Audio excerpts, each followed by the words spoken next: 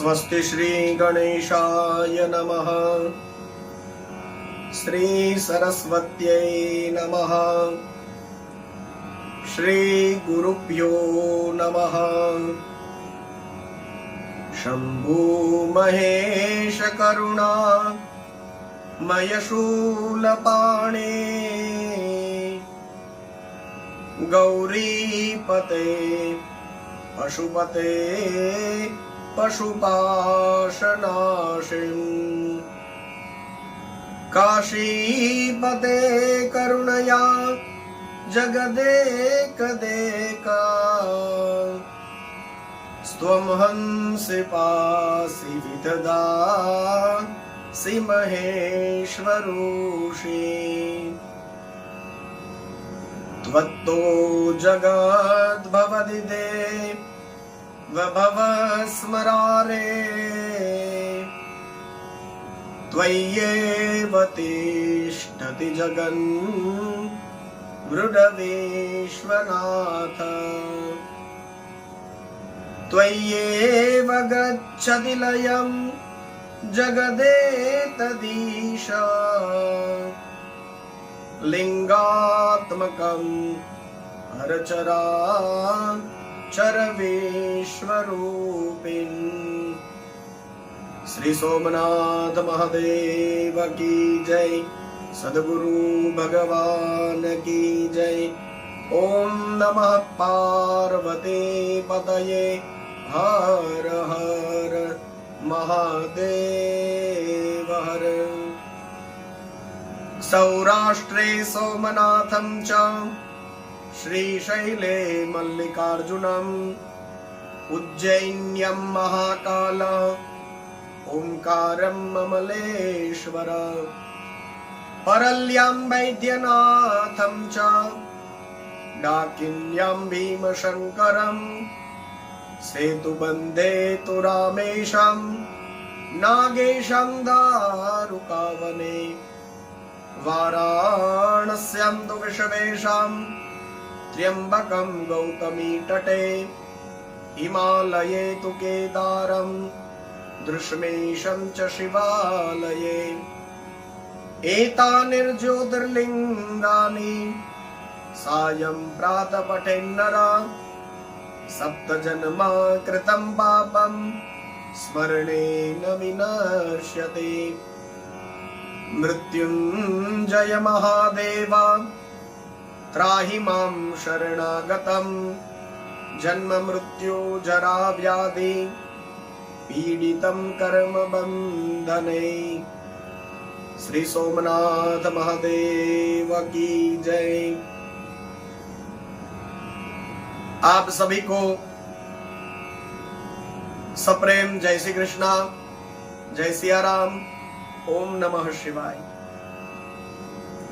भगवान महादेव की कृपा का अनुभव करते हुए श्रावण में इस शिव सत्संग का मुझे कथन का और आपको श्रवण का जो लाभ प्राप्त हुआ है, तो ये भगवान महादेव का अनुग्रह ही है। कथा प्रवाह आपको स्मरण में ही होगा, लेकिन फिर भी याद दिला दो। भगवान के जो 5 मुख्य अवतार हुए हैं उसका दर्शन हमने किया।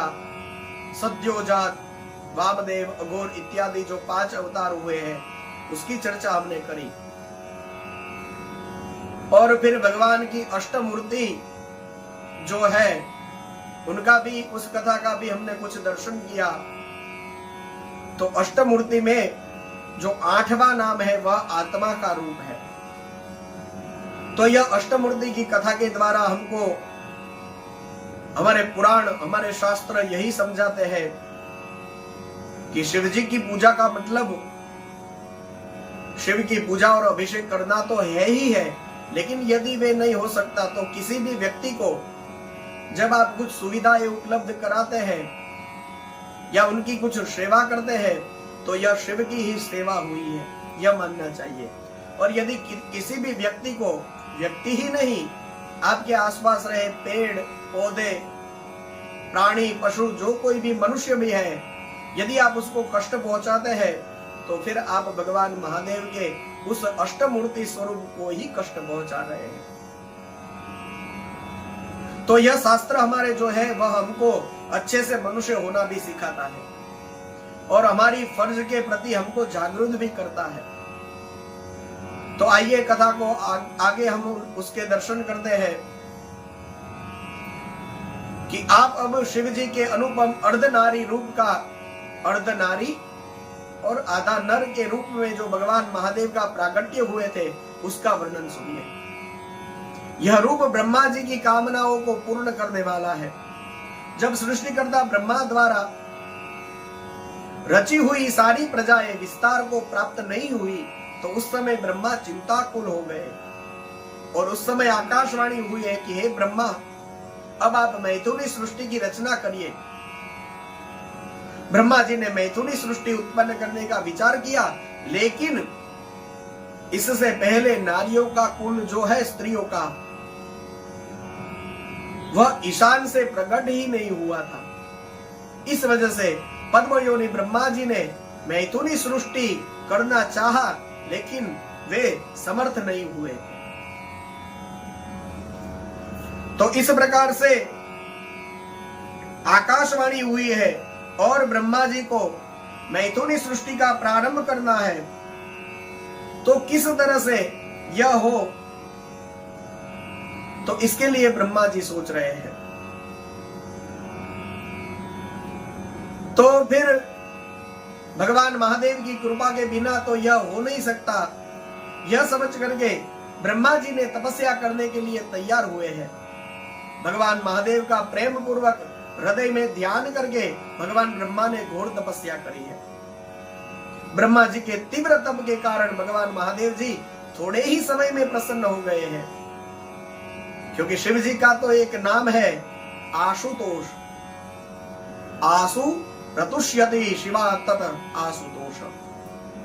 यह कहा जाता है कि भगवान महादेव तुरंत ही प्रसन्न हो जाते हैं, तुरंत ही संतुष्ट हो जाते हैं। इसी वजह से तो भगवान महादेव को हमारे यहाँ आशुतोष कहा गया है। तो फिर भगवान महादेव तुरंत ही प्रसन्न हो गए। कष्टहारी शंकर कामदा मूर्ति में प्रविष्ट होकर के अर्धनारी नर के रूप में श्री ब्रह्मा जी के निकट आ गए और देवादिदेव शंकर को, पराशक्ति शिवा को साथ पधारे हुए देख करके ब्रह्मा जी अत्यंत प्रसन्न हो गए। दंडवत प्रणाम किया है, हाथ जोड़ करके स्तुति करने लगे हैं। तब ईश्वर ने कहा कि हे ब्रह्मा जी, आपने प्रजाओं की वृद्धि के लिए घोर तपस्या करी है।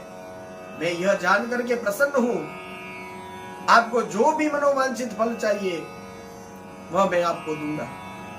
यह उदार वचन कह करके भगवान महादेव ने अपने शरीर के अर्ध भाग से शिवा को दूर कर दिया, पृथक कर दिया और भगवान महादेव के उस परम शक्ति को देख करके ब्रह्मा जी ने विनम्र भाव से उनके भी चरणों में प्रणाम किया है।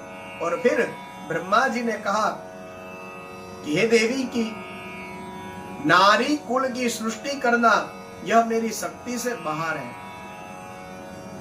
क्योंकि समस्त शक्तियों का उद्गम स्थान आप ही है।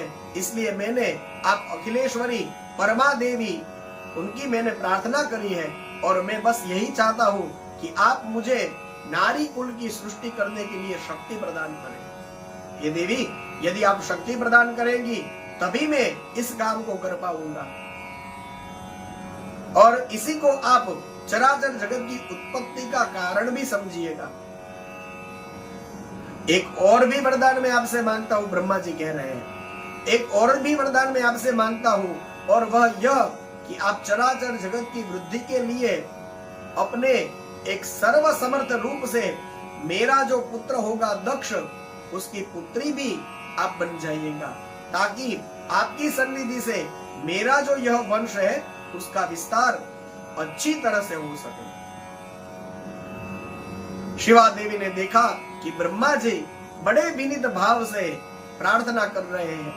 उन्होंने प्रेम से तथास्तु कहा है और इस प्रकार से देवी शिवा आखिर में फिर आगे जाकर के दक्ष की पुत्री बन करके, सती बन करके आती है और भगवान महादेव को वे वरती है।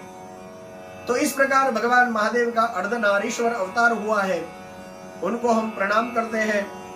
भगवान महादेव की सद्योजात आदि 5 मूर्तियों को प्रणाम करते हैं और भगवान महादेव के भव आदि जो अष्टमूर्ति है उनको भी हम प्रणाम करते हैं। भगवान महादेव की जो अर्धनारीश्वर मूर्ति है उनको भी प्रणाम करके अब वराह कल्प से लेकर के भगवान महादेव के सभी अवतारों का वर्णन यहाँ पर किया जाएगा। अब नंदीश्वर जी कहते हैं कि ये सर्वज्ञ सनत कुमार जी एक बार रुद्र ने हर्षित होकर के ब्रह्मा जी को शंकर का चरित्र प्रेम पूर्वक वर्णन करके सुनाया है। एक बार फिर से बोलता हूं, ध्यान से सुनिएगा। एक बार रुद्र ने हर्षित होकर के ब्रह्मा जी को शंकर का चरित्र सुनाया था। रुद्र ने शंकर जी का चरित्र सुनाया था। तो यह 2 है क्या? बिल्कुल है। रुद्र है, शंकर जी है, महेश है। ये अपने अपने काम के हिसाब से अलग अलग अवतार लेते हैं और उस वजह से यहाँ पर यह रुद्र ने शंकर जी का चरित्र सुनाया था। तो इसी तरह से यहाँ वर्णता है। पर हमारे लिए तो यह ब्रह्मा जी जो सुनने वाले हैं तो वे भी वही है। इस वजह से इसमें बहुत ज्यादा नहीं पड़ेंगे कि भाई रुद्र अलग है और शंकर अलग है। जो सुनने वाला ब्रह्मा जी है वे भी वही शिव ही है, क्योंकि उसमें कोई फर्क नहीं करना है, हमने आगे भी सुना है। तो फिर रुद्र कौन है, फिर शंकर कौन है, तो इसमें ज्यादा नहीं पड़ेंगे। हमारे लिए जो वह शिवलिंगम है उसमें भी जो हमारे शहर में, गांव में, मंदिरों में है, तो अपने जो इष्ट देव है तो वे यही है। और साथ में एक बात और भी आपको बता दूं कि आपके घर में है, जो आपके घर में शिवलिंगम है, सबसे मुख्य जो है वह आपके घर में है, वही है। उसका बहुत अच्छे से ख्याल रखिए। श्रद्धा भक्ति भगवान महादेव के चरणों में दृढ़ कर दी है तो यह खास ध्यान रखिए। अब जो कुछ भी कहा जा रहा है वह आपके घर में जो बैठा है उन्हीं की बात कर रहे हैं। यहां सद्योजात की बात आई, वामदेव की बात आई, अघोर की बात आई, तो जिन जिन की बात आई थी और अभी आने वाली है तो वे किसकी बात है? अब आप सोचेंगे कि भाई सद्योजात कौन है? सद्योजात और कोई नहीं है, आपके घर में जो बैठे हैं तो वही सद्योजात है। क्योंकि यदि कहीं अमरनाथ में, कहीं कैलाश में, कहीं काशी विश्वनाथ में, कहीं रामेश्वर में और कहीं पशुपतिनाथ में जो बैठे हैं तो उनकी बात यहां हो रही है, तो वो भगवान आपको बहुत दूर पड़ेगा। और यदि आपके घर में आपके सामने बैठे हैं उनकी बात हो रही है तो यह कहने से आपकी भक्ति और ज्यादा बढ़ेगी कि भाई सद्योजात।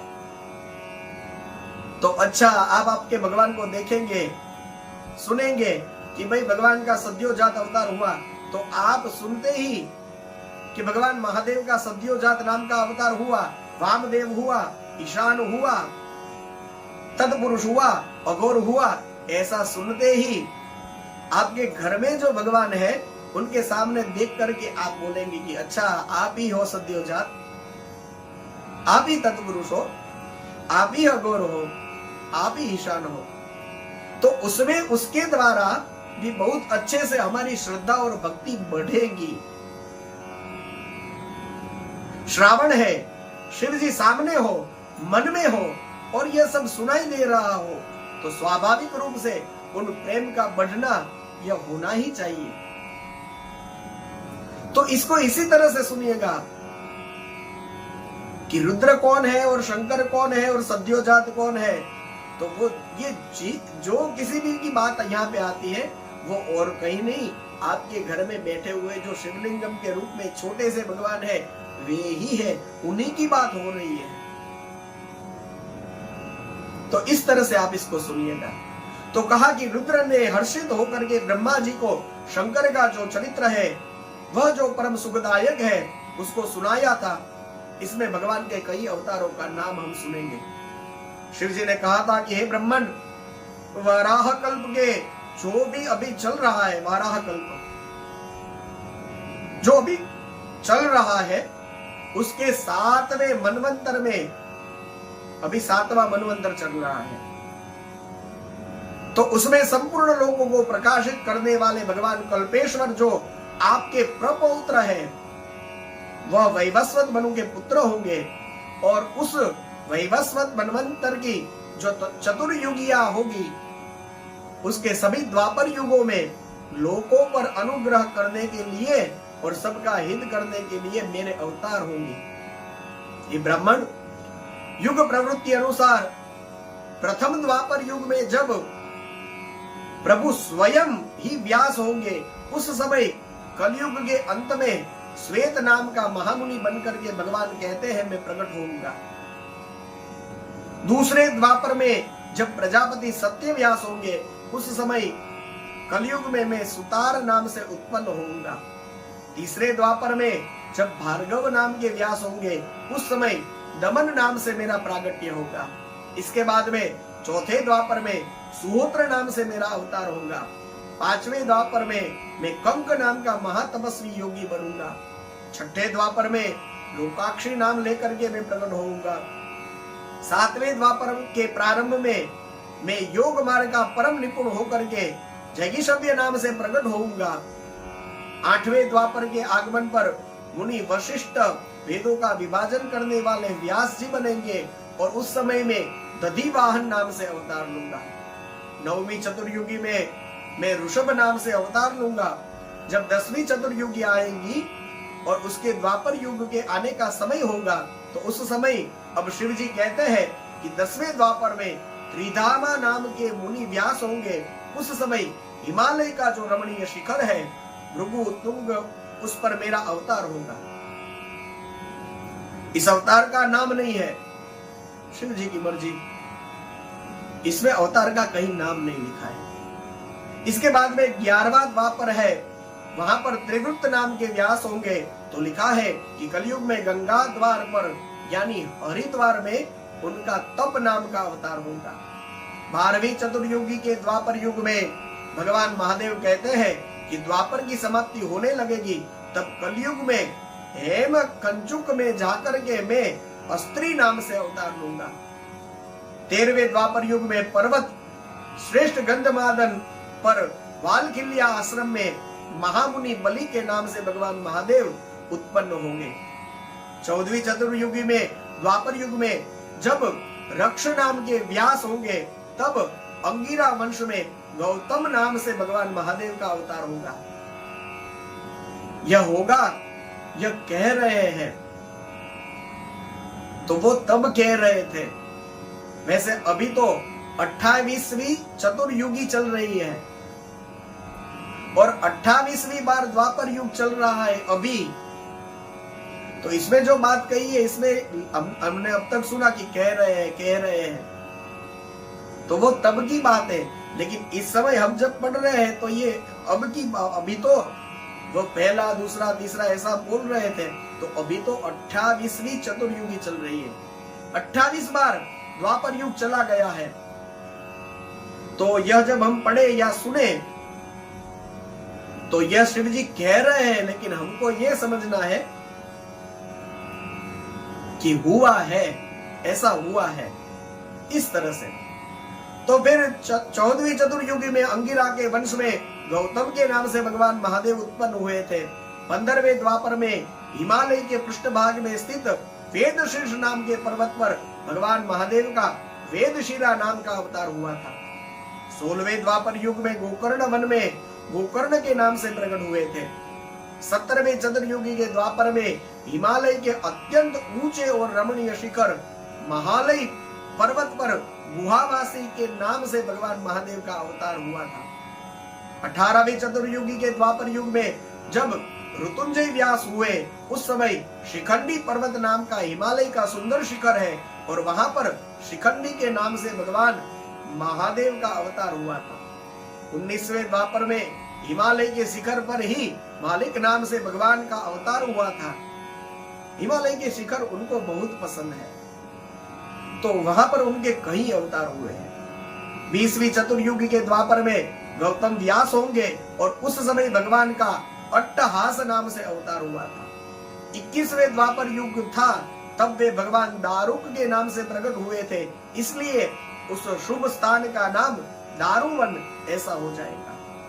यह भगवान महादेव ने कहा है कि फिर 22वीं चतुर्युगी में वाराणसीपुरी में लंगली भीम के नाम से महामुनि के रूप में वे अवतरित होंगे और वे कलयुग में इंद्र सहित समस्त देवता मुझ हलधारी के दर्शन करेंगे। तो हलधारी तो भगवान बलराम है, तो उनमें और शिवजी में भी कोई अंतर नहीं है, यह भी हमको दर्शन कर सकते हैं ऐसा। 23वीं चतुर्युगी में कालांजरगिरी पर्वत, कालांजरगिरी पर श्वेत के नाम से भगवान महादेव का अवतार हुआ है। 24वीं चतुर्युगी में ऐश्वर्यवान यक्ष व्यास होंगे। उस समय कहते हैं कि मैं नैमिषारण्य क्षेत्र में शूली नाम का महायोगी होकर के उत्पन्न होऊंगा। और 25वें द्वापर में भगवान का मुंडेश्वर अवतार हुआ है।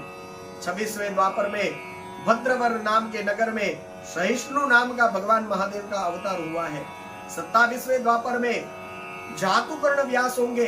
उस समय प्रभास तीर्थ में सोम शर्मा नाम से भगवान महादेव का अवतार हुआ है। और 28वें द्वापर में जो अभी अभी गया है, जिसके बाद सीधा यह कलयुग प्रारंभ हुआ है, उस समय 28वें द्वापर में जब भगवान श्री हरि पराशर के पुत्र के रूप में द्वैपायन नाम के व्यास होंगे, उस समय भगवान श्री कृष्ण प्रकट होंगे वसुदेव के श्रेष्ठ पुत्र के रूप में। और उस समय भगवान महादेव कहते हैं कि मैं लकुली नाम से उत्पन्न होऊंगा। इस तरह से परमात्मा शिव के वैवस्वत मनवंतर के सभी चतुर्युगियों में होने वाले अवतारों का वर्णन स्वयं भगवान महादेव ने ही ब्रह्मा जी को सुनाया है। आगे वाले अध्याय में नंदीश्वरा अवतार का वर्णन किया गया है और उसमें सनत कुमारों ने पूछा कि महादेव के अंश से उत्पन्न होकर के फिर महादेव को ही प्राप्त हुए, तो यह कैसे हुआ? तो नंदीश्वर ने अपने जन्म की कथा सुनाई है। शिलाद नाम के एक धर्मात्मा मुनि थे और वे पितरों के आदेश से एक अयोनिज सुव्रत मृत्युहीन पुत्र की प्राप्ति चाहते थे। ऐसा पुत्र जिसकी कभी मौत ही ना हो। तो देवेश्वर इंद्र को उन्होंने तपस्या करके प्रसन्न किया है, किंतु देवराज इंद्र ने ऐसा पुत्र प्रदान करने में अपने आप को असमर्थ बताया और यह भी कहा कि आप महादेव की उपासना करिए, वे मृत्युंजय है और मृत्युंजय जैसा पुत्र आप चाहेंगे वैसा आपको दे सकते हैं। और स्वयं मृत्युंजय होने के कारण आप मृत्युंजय पुत्र की कामना करेंगे तो वह भी वे दे सकते हैं। तो शिलाद फिर तपस्या करने लगे। थोड़े ही समय में भगवान महादेव प्रसन्न हुए हैं, वहां पर आए हैं। शिव जी ने कहा कि मैं तुम्हें अयोनिज पुत्र दूंगा और वह और कोई नहीं होगा, वह मैं स्वयं होऊंगा और मेरा नाम होगा नंदी।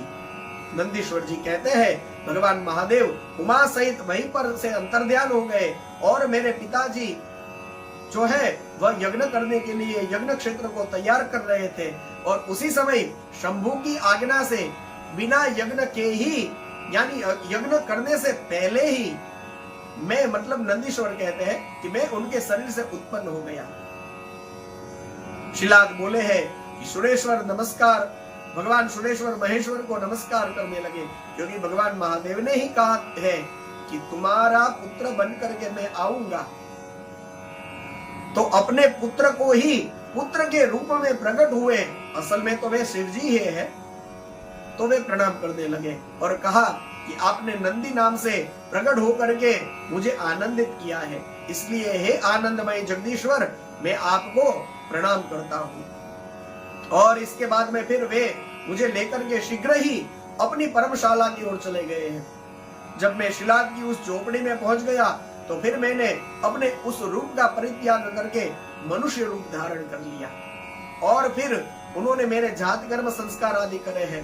संस्कारों से संपन्न होकर के और 5वें वर्ष में पिताजी ने मुझे सांगोपांग वेदों का और अन्य अन्य सभी शास्त्रों का अध्ययन कराया है। इसके बाद में मित्रा वरुण दोनों ही भगवान महादेव की आज्ञा से मुझे देखने के लिए मेरे पिताजी के आश्रम पर पधारे हैं। तो मित्र और वरुण ये दोनों उन्होंने कहा कि हे शिलाद, आपका जो यह पुत्र जो नंदी है वह संपूर्ण शास्त्रों के अर्थों का परमगामी विद्वान है, लेकिन हम सब और से देख करके विचार करके हमने देख लिया है इसका आयुष्य अभी इसके बाद में 1 वर्ष से ज्यादा दिखता नहीं है। तो फिर अपना बेटा अल्पायु है, इसके कारण शिलाद बहुत दुखी हो गए। तो पुत्र ने देखा कि पिताजी दुखी हो रहे हैं, तो पुत्र ने नंदी ने कहा कि बिल्कुल चिंता ना करें, मैं आपके सामने प्रतिज्ञा लेता हूं, चाहे देवता हो चाहे दानव हो, कोई भी मिलकर के मुझे मारना चाहेगा तो भी इस बाल्यकाल में मुझे मार नहीं सकेगा। तो फिर उसके पिताजी शिलाद ने पूछा कि तूने कोई ऐसी तपस्या करी है, तेरे पास ऐसी कोई शक्ति है, ऐसा कोई ज्ञान योग या ऐश्वर्य प्राप्त तूने किया है कि कोई तुझे मार नहीं सकेगा। तो फिर नंदी ने पुत्र ने कहा कि मेरे पास तो ऐसा कुछ नहीं है, मैं तप या विद्या से मृत्यु को नहीं हटाऊंगा, मैं तो भगवान महादेव जी के भजन से ही मौत को टाल दूंगा, इसके अलावा कोई और उपाय मेरे पास नहीं है। तो फिर शिलाद उनके पिताजी जो थे वो बहुत प्रसन्न हुए, शिलाद के चरणों में प्रणाम करके नंदीश्वर जी कहते हैं कि मैं वन में ही रहूंगा। इसके बाद में उग्र तपस्या में वे तप में प्रवृत्त हो गए हैं, भगवान महादेव के रुद्र मंत्रों के जाप करने लगे हैं और उसमें तल्लीन देख करके भगवान महादेव प्रसन्न हुए हैं। वहां पर आए और कहा कि आपके मन में जो भी मनोवांछित हो आप मांग लें। तो वत्स नंदी उन दोनों ही मित्र वरुण को, उन दोनों विप्रों को भगवान महादेव कहते हैं कि मैंने ही भेजा था। तो यह कहकर के भगवान महादेव कहते हैं महापुण्य महाप्राण्य, तुझे मृत्यु का डर कैसा है, तू तो मेरे समान है। भगवान महादेव जी नंदी को कहते हैं कि तू तो मेरे समान ही है, इसमें कोई लेश मात्र संशय मत रखना। जैसे मैं अमर हूं, अजर हूं, दुख रहित हूं, अव्यय और अक्षर हूं, वैसे ही तू भी बन करके मेरा गणनायक बन करके हमेशा के लिए रहेगा। तुम्हारे पिता और सुरद वर्ग जो है वह भी सभी मेरे प्रियजन होंगे और तू नित्य मेरे ही पास में स्थित रहेगा। नंदी को इस प्रकार का भगवान महादेव ने वरदान दिया है। तो फिर नंदीश्वर जी कहते हैं कि यह कहकर के कृपा सागर शंभु ने कमलों की बनी हुई अपने मस्तक पर जो माला पहनी थी उसको निकाल करके मेरे ही कंठ में पहना दी है और अत्यंत प्रसन्न हुए भगवान महादेव। और फिर शंभु ने उमा को कहा कि मैं अव्यय इस नंदी का गणाध्यक्ष के पद पर अभिषेक करना चाहता हूँ, आप क्या कहती है। उमा देवी ने भी बड़े प्रेम से कहा कि आप इनको गणाध्यक्ष बना सकते हैं। और इसके बाद में फिर भगवान महादेव ने देवता मुनियों ने मिलकर के, मरुदगणों ने मिलकर के, सबने मिलकर के एक मनोहारिणी दिव्य कन्या जिसका नाम था सुयशा, तो उस सुयशा नाम की कन्या के साथ नंदी जी कह रहे हैं कि मेरा विवाह कर दिया है। भगवान महादेव अपनी पत्नी सहित मुझे देख करके कहने लगे कि कुछ वरदान मांगो, मैं तुम्हें मनोवांछित वरदान दे दूंगा। और स्वयं ही वरदान देने लगे भगवान महादेव।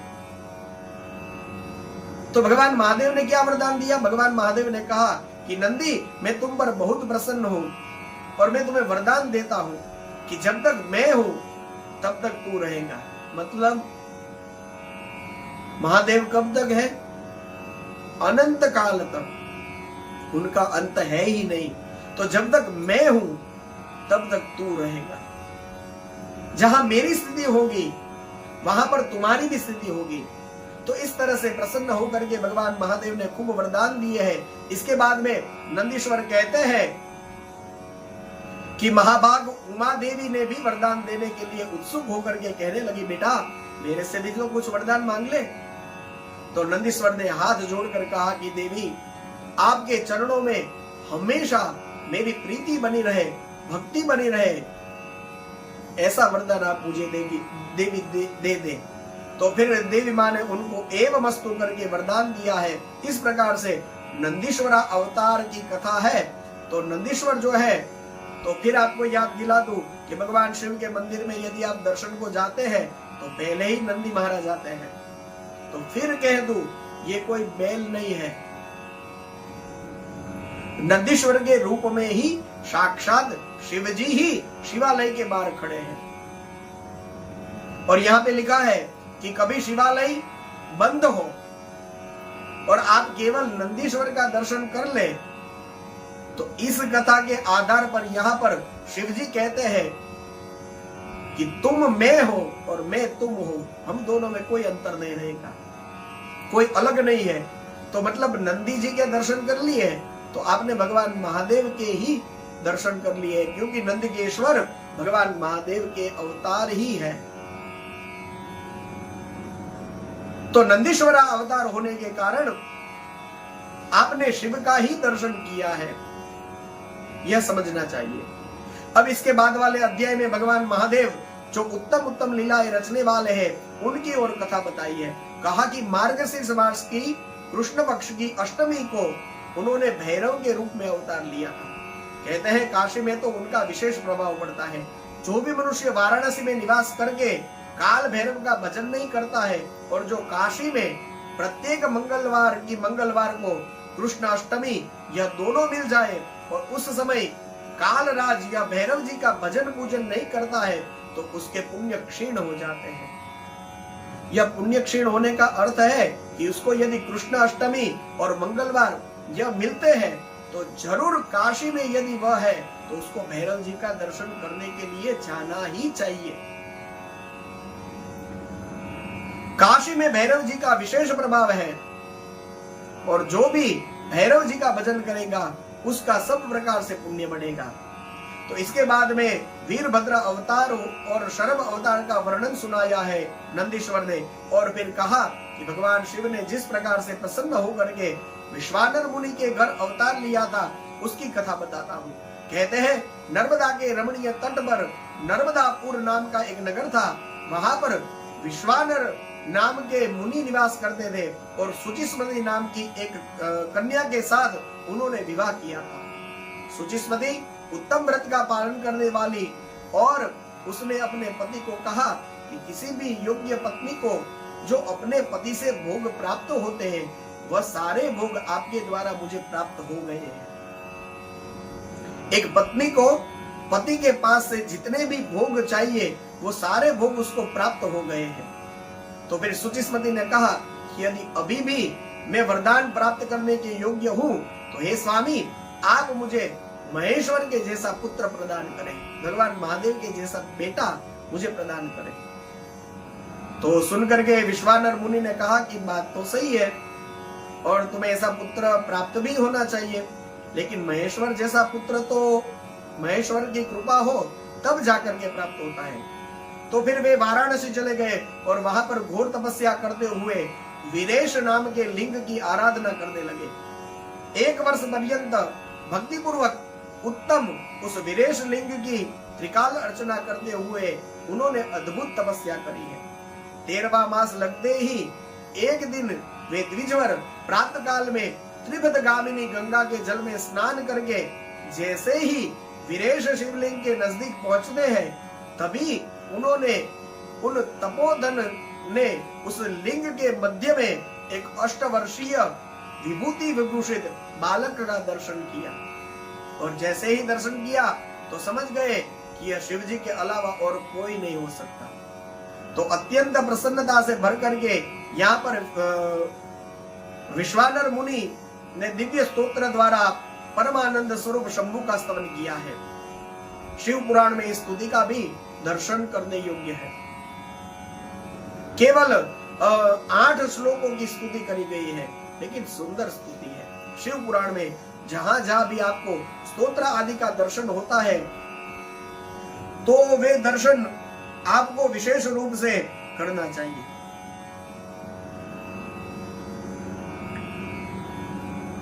शिव पुराण में जब भी आपको कुछ मिल जाए, अच्छा कोई स्तोत्र हो, कोई स्तुति हो, तो विशेष रूप से उसका पाठ करना चाहिए।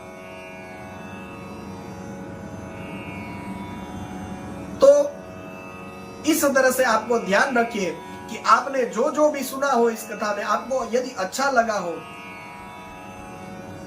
तो भगवान महादेव का जो सद्योजात नाम का अवतार हुआ, वामदेव हुआ, ईशान हुआ, तत्पुरुष हुआ, अघोर हुआ, ऐसे सुनते ही उनकी ओर देखिए कि अच्छा आप सद्योजात हैं, तो उनकी कोई स्तुति है, वहां पे उनकी कोई स्तुति का वर्णन किया गया है, तो फिर आप उसको देखिए खोल करके, और यदि है तो उसका पाठ करें, उसका भी बहुत ज्यादा फल मिलता है। तो इस प्रकार से शिव पुराण में जहां जहां जो स्तुति आती है, तो यदि आपके पास पोथी जी है, शिव पुराण आपने पास में रखा, मैंने कहा था कि जिस किसी भी कथा सुनो, कृष्ण की, शिव की, देवी की, तो यदि आपके पास उसकी पोथी हो तो जरूर रखना चाहिए साथ में। अब सबके पास न भी हो, तो अभी टेक्नोलॉजी का जमाना चल रहा है, तो मैं आपको कहूंगा कि आपके पास मोबाइल तो होंगे ही, तो उस मोबाइल में जो पुराण आप सुन रहे हैं, तो उस पुराण की पीडीएफ भी आपको मिल जाएंगी। आप थोड़ा सा उसको सर्च करेंगे, ढूंढेंगे, तो जो पुराण, जैसे कि आप शिव पुराण भी सुन रहे हैं और आपके पास शिव पुराण नहीं है, तो फिर आप अपने मोबाइल में कुछ उसको ढूंढिए, सर्च करिए, तो शिव पुराण की पीडीएफ जिस भाषा में चाहिए उस भाषा में भी मिल सकती है, गुजराती में, हिंदी में, संस्कृत में, सब अलग अलग और भी भाषाएं होंगी, लेकिन ये तो पता ही है कि संस्कृत में, गुजराती में, हिंदी में मिलती है। तो वो पीडीएफ आपके पास हो, तो ये नहीं समझना है कि पुस्तक के रूप में ही होनी चाहिए। पुस्तक हो तो अच्छी बात है, लेकिन अगर पुस्तक नहीं है तो पीडीएफ भी कोई कम नहीं है, वो भी चलेगा। तो इससे होगा क्या कि आप यहां से मैं जो बोलता हूं, तो आपको यदि देखना हो और कुछ टिक मार्किंग करना हो तो आप कर सकेंगे, और पढ़ते समय भगवान महादेव का कोई अच्छा विचार उसको वहां पर मिल जाए हमको, तो उसको हम लिख भी सकते हैं और बड़ा आनंद मिलता है इन वजहों से। तो यह सब करने से, तो यदि नहीं भी है और आपके पास पीडीएफ भी पड़ा है तो भी अच्छा है, कभी भी कोई रेफरेंस हो तो आप देख सकते हैं। इस कथा को सुनते हुए ही आप इस शतरुद्र संहिता के 13वें अध्याय में 42वें 29 नंबर के श्लोक है, उसका दर्शन आप कर सकते हैं।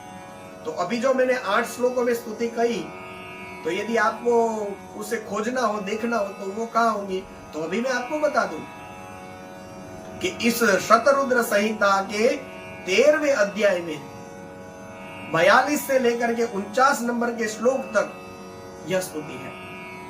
तो यह विश्वानर के द्वारा की गई स्तुति है। तो जैसे ही उन्होंने स्तुति से भजन किया है, तो फिर बाल रूपधारी जो भगवान महादेव है, वह उन भूदेवों को कहने लगे कि मैं प्रसन्न हूं और आप कुछ वरदान मुझसे मांगिए। तो मुनि श्रेष्ठ विश्वानर तो कृतकृत्य हो गए, उनका मन हर्षमग्न हो गया और यह ज्यादा बोल नहीं पाए। उनके मन में तो वह था ही, सुचिस्मति ने कहा था कि महेश्वर जैसा पुत्र हो, लेकिन कहा कि अब सामने भगवान है लेकिन कुछ बोल नहीं पा रहे, तो फिर उन्होंने इतना ही कहा कि बस आपके मन में जैसी इच्छा हो वैसा आप करिए, क्योंकि मैं यदि कुछ मांगता हूं तो स्वाभाविक रूप से मेरी दीनता प्रकट होती है, और जिसको महेश्वर का, जिसको महादेव का दर्शन हो गया हो, इसके बाद में अब मैं दीन क्यों बनूं। लेकिन नंदीश्वर जी कहते हैं कि शिशु रूपधारी महादेव हंस पड़े और उनके मन में जो था वह जान रहे थे, उनका संकल्प अभी वे जान रहे थे। तो कहा कि आपके हृदय में अपनी पत्नी सुचिस्मती के प्रति आपने जो भी अभिलाषा कर रखी है, निसंदेह वह थोड़े ही दिनों में पूरी हो जाएंगी। हे महामते, सुचिस्मती के गर्भ से मेरे जैसा पुत्र चाहिए, तो मेरे जैसा पुत्र मैं कहां से ढूंढ के लाऊं? तो इससे अच्छा है मेरे जैसा नहीं, मैं ही पुत्र बन के आपके यहाँ आऊंगा। देखिए कितने दयालु है महादेव।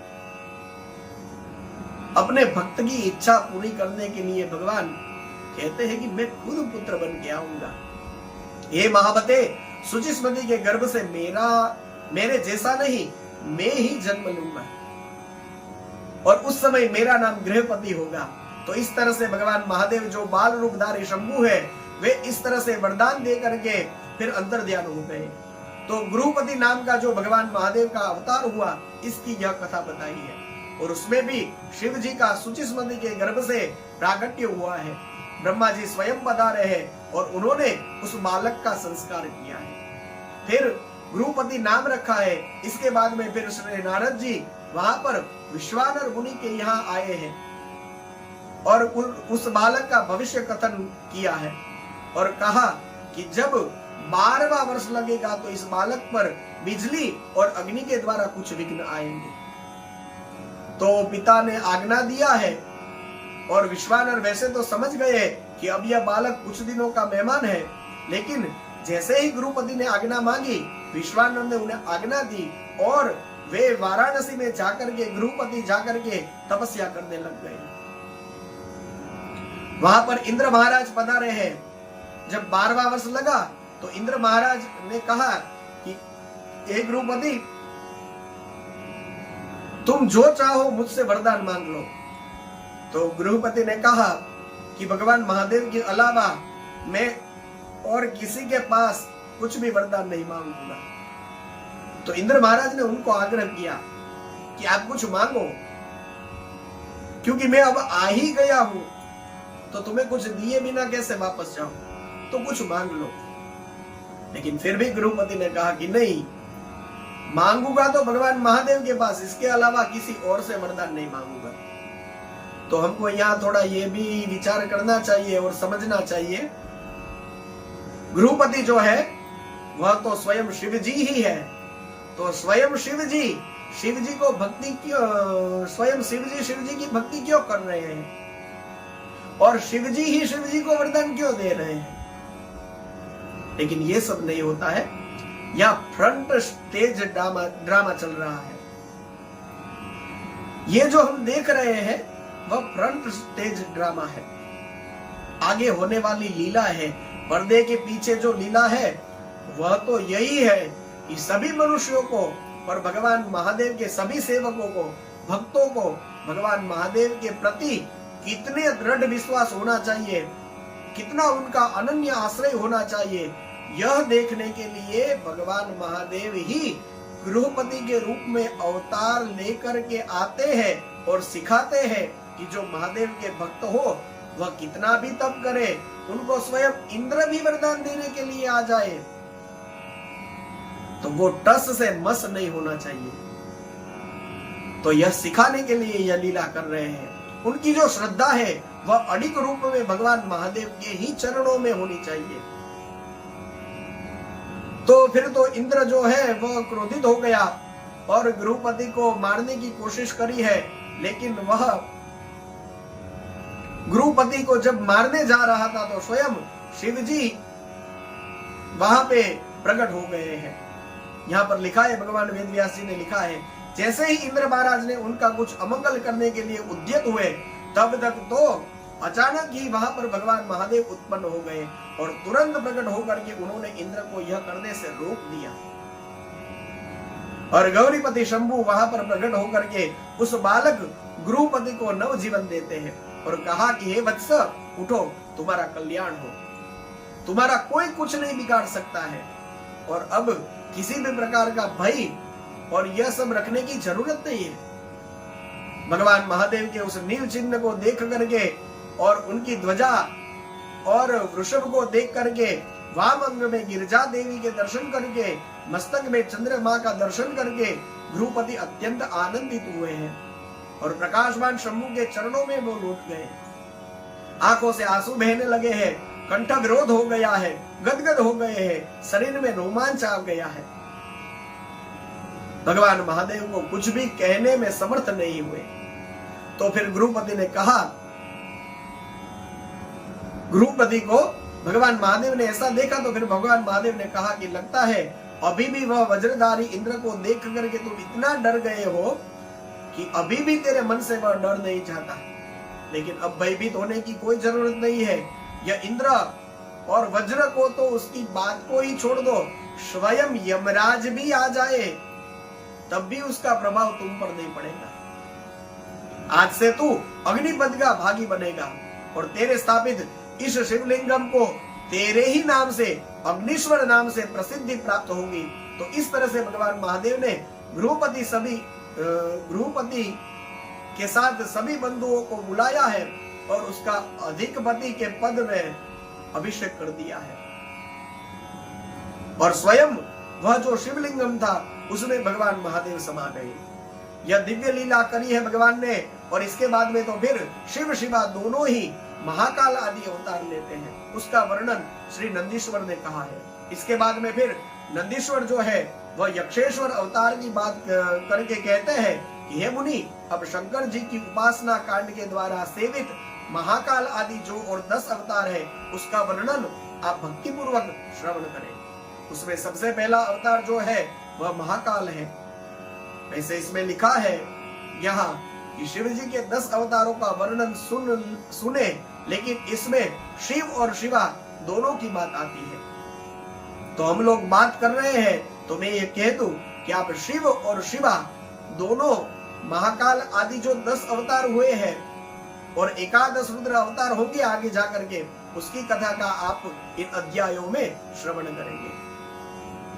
जो भगवान के 10 अवतार हुए उसमें पहला अवतार जो महाकाल है, यह महाकाल के नाम से प्रसिद्ध हुआ अवतार सद्पुरुषों को भोग और मोक्ष दोनों ही प्रदान करने वाला है। और उस अवतार की जो शक्ति वह भक्तों की मनोवांछना पूरी करने वाली महाकाली है। महाकाल है तो उनकी शक्ति महाकाली है। दूसरा जो अवतार हुआ उसका नाम तार है, तार अवतार हुआ।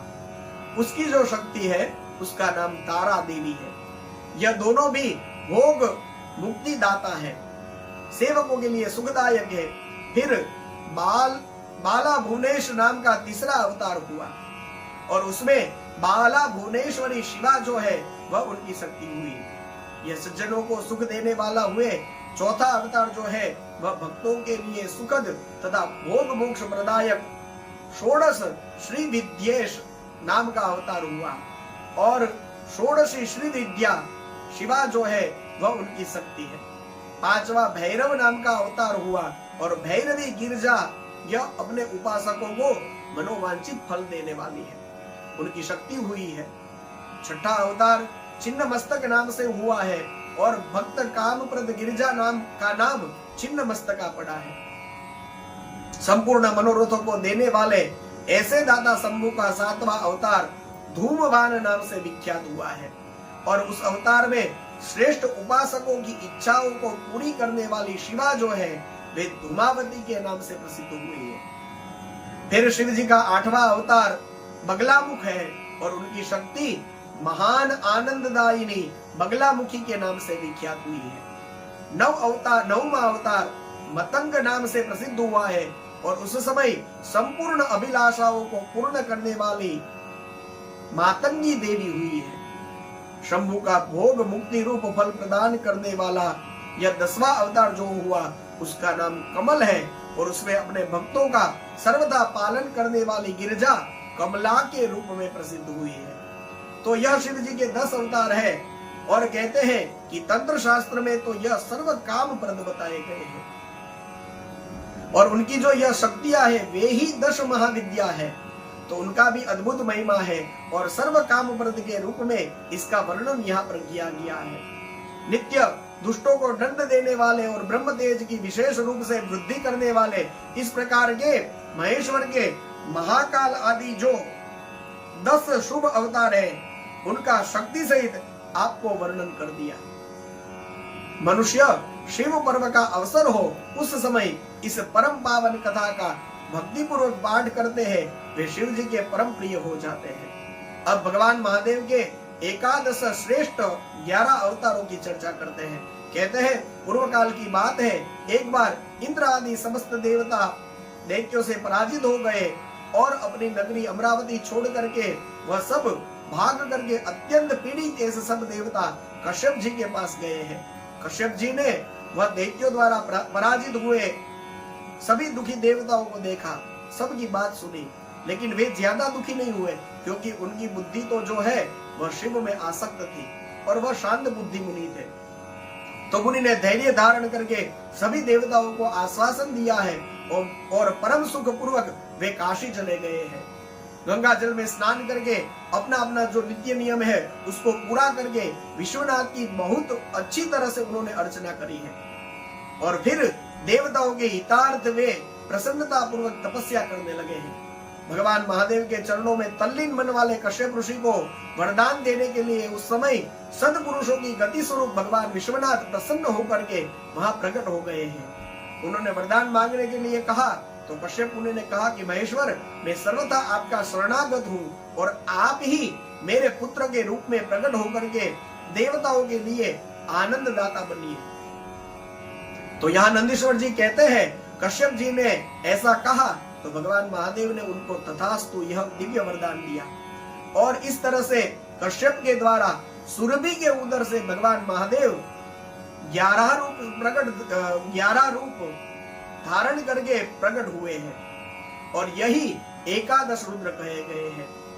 तो उनके नाम रखे गए हैं कपाली, पिंजल, भीम, विरूपाक्ष, विलोहित, शास्त्र, अजयपद, अहिर्बुद्ध्य, शंभु, चंद्र और भव। एकादश रुद्र जो है वे सुरभि के पुत्र कहे जाते हैं। तो इस तरह से संपूर्ण पापों का विनाश करने वाला यह भगवान महारुद्र का चरित्र कहा गया है कि इसके बाद में नंदीश्वर जी कहते हैं कि मुनि, अब आप भगवान महादेव के दूसरे चरित्रों को सुनिए, जिसमें शंकर जी धर्म के लिए दुर्वासा नाम लेकर के प्रकट हुए थे। अनसुया के पति ब्रह्मवेता तपस्वी अत्रि ने ब्रह्मा जी के निर्देश अनुसार वृक्षकूल पर्वत पर जा करके पुत्र कामना से मन में लेकर के घोर तपस्या करी है। उनकी तपस्या से प्रसन्न होकर के ब्रह्मा, विष्णु, महेश तीनों एक साथ वहां पर आए हैं, आश्रम पर गए हैं और उन्होंने कहा कि हम तीनों ही संसार के ईश्वर हैं, आप मांगो। तो अत्रि ऋषि ने कहा कि मैं तो किसी एक ही तत्व की आराधना कर रहा था, आप तीनों प्रकट हो गए। तो तीनों देवताओं ने मुस्कुरा करके एक दूसरे के सामने देखा और कहा कि आप जिस एक तत्व की उपासना कर रहे थे, हम तीनों ही उनके रूप हैं और आप कुछ मांग ले। तो जैसे ही उनके मन की बात जानी है तो तीनों देवताओं ने कहा कि एक नहीं, तीनों के अंश से आपको पुत्र होंगे। तो फिर ब्रह्मा जी के अंश से चंद्रमा उत्पन्न हुए और विष्णु भगवान के अंश से श्रेष्ठ सन्यासी पद्धति को प्रचलित करने वाले भगवान दत्त प्रकट हुए और रुद्र के अंश से मुनिवर दुर्वासा जी ने जन्म लिया है। दुर्वासा जी का अति संक्षेप में 2-3 चरित्र यहाँ पर नंदीश्वर जी सुनाते हैं, हम भी सुन ले। कहते हैं कि इन्हीं दुर्वासा महाराज ने अम्बरीश की परीक्षा करी थी और सुदर्शन चक्र जब इनके पीछे पड़ा तो दौड़े दौड़े उस समय शिव जी के पास गए थे। तो शिव जी के आदेश से अम्बरीश ने प्रार्थना करी और फिर चक्र शांत हो गया। दूसरा कहा है कि इन्होंने भगवान राम की परीक्षा करी थी। काल मुनि के वेश धारण करके श्री राम के साथ बातचीत कर रहे थे, बातचीत करने के लिए गए और उसने ऐसी शर्त रखी कि जब हम दोनों बात कर रहे हो तो उस समय मतलब काल और श्री राम बात कर रहे हो तो उनके पास वहां पे कोई आएगा तो फिर उसको देश निकाल दे दिया जाएगा। तो उस समय जैसे ही काल और श्री राम जी बात कर रहे थे और उस समय लक्ष्मण जी वहां पर पहरा दे रहे थे, तो उस समय दुर्वासा जी वहां पर आए और उन्होंने कहा कि मुझे राम जी से मिलना है। तो लखनलाल जी ने कहा कि साक्षात काल के साथ उनकी बात चल रही है, अभी आप अंदर न जाए तो अच्छा है। जैसे ही उनकी बात पूरी होती है, सबसे पहले आप ही मिलने जाइएगा। लेकिन दुर्वासा बड़े दुराग्रह किया और उस समय लक्ष्मण जी उन दोनों की बात जब चल रही थी तो वहां आज्ञा लेने के लिए अंदर आए। जैसे ही लक्ष्मण जी अंदर आए, काल के साथ पहले से ही बात हो रखी थी, शर्त रखी थी, तो काल ने इस वजह से लक्ष्मण जी अंदर आ गए तो लक्ष्मण जी को ही देश निकाल कर दिया गया था। यह भी एक कथा है। और इसके बाद में फिर तीसरी कथा का प्रसंग सुनाते हुए नंदीश्वर ने संक्षेप में कहा कि उन्होंने भगवान श्री कृष्ण को भी परीक्षा करी थी। दुर्वासा ऋषि, जो दुर्वासा ऋषि है, उन्होंने श्री रुक्मिणी सहित भगवान श्री कृष्ण को वह रथ में जैसे हल में बैल जोतते हैं, उस तरह से श्री कृष्ण और रुक्मिणी की भी एक बार रथ में जोड़ दिया था। तो ऐसे थे दुर्वासा ऋषि और इस प्रकार के उनके चरित्र थे। तो फिर यहाँ नंदिकेश्वर ने संक्षेप में दुर्वासा मुनि का जो चरित्र है उसकी चर्चा यहाँ पर करी है और हमको यह सुनाया है।